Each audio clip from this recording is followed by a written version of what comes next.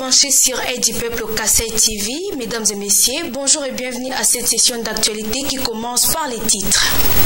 Le gouverneur Moïse Kamboulou Nkonko a lancé les travaux du barrage hydroélectrique de Mbombo samedi 15 février 2025 à Kananga. Plus de détails dans ce journal. Le vice-ministre et ministre de la Défense nationale Guy Kabongo Mwadianvita est arrivé à Kananga mardi 18 février 2025 à l'aéroport de Lungandu pour sensibiliser la population à intégrer dans l'armée pour lutter contre le Rwanda. Tout pour les titres, mesdames et messieurs, les détails c'est ce pays. Commençons par les infrastructures au Kassai central. Électrification du Kassai central. Comme promis dernièrement par le chef de l'État lors de son séjour à Kananga, les travaux du barrage hydroélectrique de Mbombo ont été lancés samedi dernier par le gouverneur Joseph Moïse Kamboulou. L'ouvrage est censé produire 12 MW d'énergie pour étancher la forte demande en électricité à Kananga. Plus de précisions dans ces reportages de la presse du gouvernorat. Les travaux du barrage hydroélectrique de Mbombo ont été officiellement lancés ce samedi 15 février par le gouverneur Joseph Moïse Kamboulou Nkonko, le numéro 1 de la province, qu'accompagnaient plusieurs personnalités, parmi lesquelles le député de la région et la notabilité locale, a présidé cette cérémonie pour traduire l'engagement du président Félix Tshisekedi de sortir le Kassai central de l'obscurité.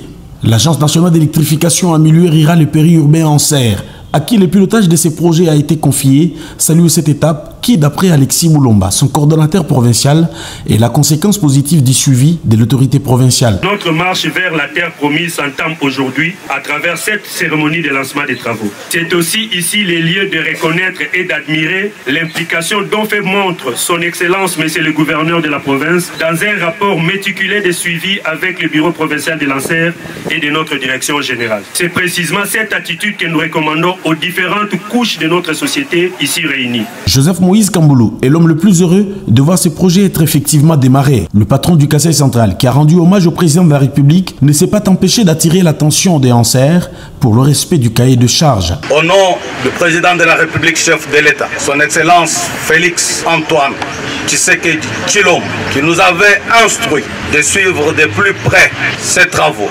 C'est l'occasion d'inviter Anser à faire ce qui est de son devoir pour que les délais soient respectés. Pour nous, l'heure n'est pas au discours ou au développement des théories. Cela, on l'a vécu et ça ne nous a rien donné. Joie exprimée à son comble, la population a salué ces débuts tant attendus des activités de ce projet qui, à en croire Anser, passe par la construction de la voie d'accès et de la base vie des entreprises attributaires.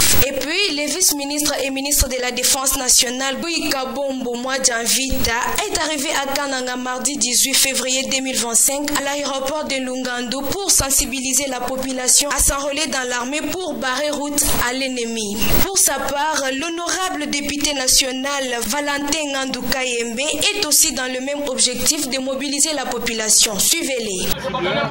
Pour la question, alors comme vous nous avez vu à l'aéroport, nous venons avec le VPM de la Défense et Sécurité nationale. Notre pays est en guerre, le pays est agressé par le Rwanda, un pays barbare. Et c'est suite à cela que le président de la République a dépêché cette équipe pour pouvoir mobiliser toute la population du Kassai central afin de se ranger derrière sa vision, qui est celle de la résistance bien entendu, et de pouvoir mobiliser les jeunes, hommes tout comme femmes, à se ranger derrière les forces armées de la République démocratique du Congo afin de pouvoir reconquérir toute la partie déjà occupée par les rebelles. Et les populations centre-kassaïennes, donc je les invite pour l'instant à ne point hésiter, de ne ménager aucun effort pour pouvoir soutenir les FARDC, et le soutien il est moral, il est matériel, il est physique. Toujours au Kassai central, le gouverneur Joseph Moïse Kamboulou Nkonko s'est dit ébloui par la contribution de l'UNC à la Caisse provinciale de solidarité au FARDC. Recevant lundi 17 février 2025 l'enveloppe de la délégation du parti de Vital Kamerhe, conduite par le député national Marcel Tshipepele, le gouverneur Moïse Kamboulou a salué ces gestes de patriotisme exemplaires et encourage les autres partis politiques à suivre cette initiative pour renforcer la solidarité nationale. Reportage. 24 heures après avoir lancé une collecte de fonds en soutien aux forces armées de la République démocratique du Congo sur le front contre l'agression rwandaise, l'UNC Kasaï Central a remis sa contribution au gouverneur de province en sa qualité de président du Fonds provincial de solidarité au FARDC.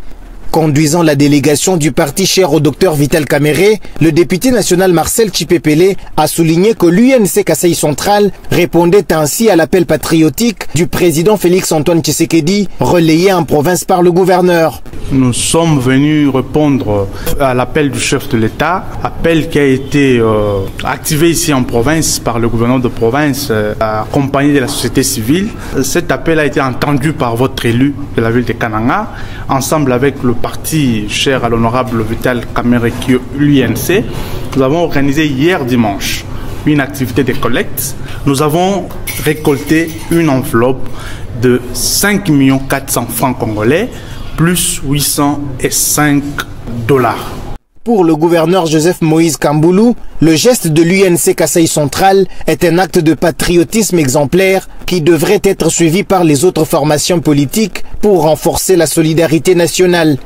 Je m'attendais le moins, ça c'est véritablement un montant consolidé. Que tout le monde mette la main à la pâte. Je souhaite fermement que cet exemple soit suivi par tous les autres. Pour les autres partis politiques, pourquoi pas emboîter les pas à l'UNC. Notons que la contribution de l'UNC Kasaï Central à l'effort de guerre voulu par le président de la République Félix-Antoine Tshisekedi s'élève à plus de 5 400 000 francs congolais et 805 $ américains récoltés lors d'une matinée politique animée ce dimanche 16 février à Kananga par le député national Marcel Chipepele. Cette édition du journal avec cette information. En marge de la deuxième édition du sommet de la femme RDC et République du Congo organisé par l'ONG Mwasi Amotuya à l'hôtel Pulma de Kinshasa a porté sur les thèmes femmes, égalité et résilience, renforcer la lutte contre les violences basées sur le genre et promouvoir l'autonomisation économique des femmes en Afrique centrale. Plus de détails dans ces reportages. La directrice générale de l'ONG Femmes Main dans la main pour le développement intégral, Nathalie Kambala-Loussé, a pris parole ces jours en marge de la deuxième édition du sommet de la femme RDC République du Congo organisé par l'ONG Mwasi Amotuya à l'hôtel Pullman de Kinshasa. Ces rendez-vous de femmes a porté sur les thèmes femmes, égalité et résilience, renforcer la lutte contre les violences basées sur les genres et promouvoir l'autonomisation économique des femmes en Afrique centrale. Cet événement est organisé avec l'appui de l'UNFPA, ONU Femmes, UNESCO ainsi que le ministère du genre, des organisations locales et internationales œuvrant dans la promotion des droits des femmes et le secteur privé et entreprises soutenant la cause de l'égalité du genre. Il réunit plus de 500 participants dont les acteurs de la société civile, le ministre, les jeunes activistes, parlementaires, leaders communautaires et membres du secteur privé. Ces sommets visent également à engager un dialogue régional et inclusif sur les enjeux liés à l'égalité du genre, à l'autonomisation des femmes et à la prévention des VBG. Intervenant au troisième panel, Madame Nathalie Kambala a parlé sur les opportunités et défis liés à l'entrepreneuriat féminin, le plaidoyer pour la défense des droits des femmes et les solutions pour renforcer. Il a été question de partager l'expérience acquise au sein de notre organisation Femmes Main dans la main pour le développement intégral FMMDI qui a permis d'accompagner plusieurs femmes dans les contextes de vulnérabilité extrême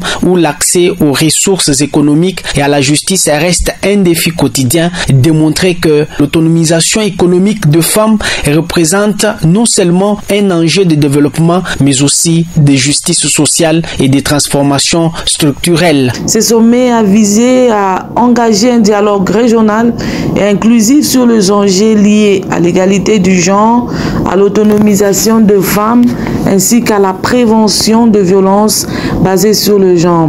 Intervenante au troisième panel, nous avons parlé sur les opportunités, les défis liés à l'entrepreneuriat féminin, le plaidoyer pour la défense des droits de femmes et des solutions durables pour le renforcer.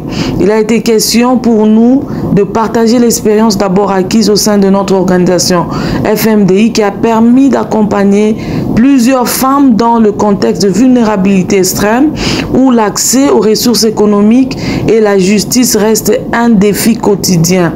Nous avons aussi démontré que l'autonomisation économique de femmes représentait non seulement un enjeu de développement, mais aussi des justices sociales et des transformations structurelles.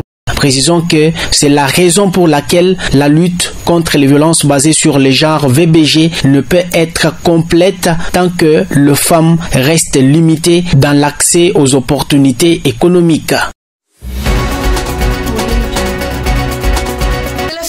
Cette session d'actualité sur Aide du Peuple au Kasaï TV. Mesdames et messieurs, Monique Chitendedinanga, j'étais à sa présentation. Merci de nous avoir suivis. N'oubliez pas de vous abonner et partager.